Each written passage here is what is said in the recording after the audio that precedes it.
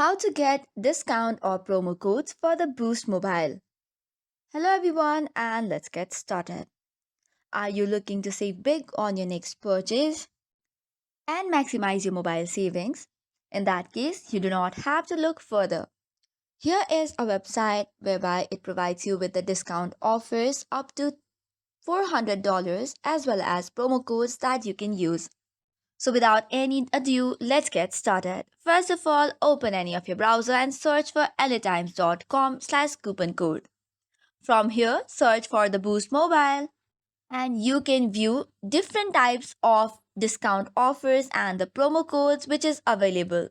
The maximum you can save up to is $400 on select Android phones. So for this, you just have to tap on the view offer section. And from here, you do not require code, but you can directly get the deal by visiting the Boost Mobile website. Likewise, you can go back to the previous page and scroll down to get more offers such as 48% off, $350 offer, and much more.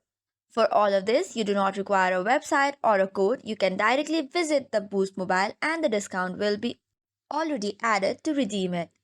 So this is all for today's video. For more such updated contents, do not forget to hit the like and subscribe button. Thank you and keep watching.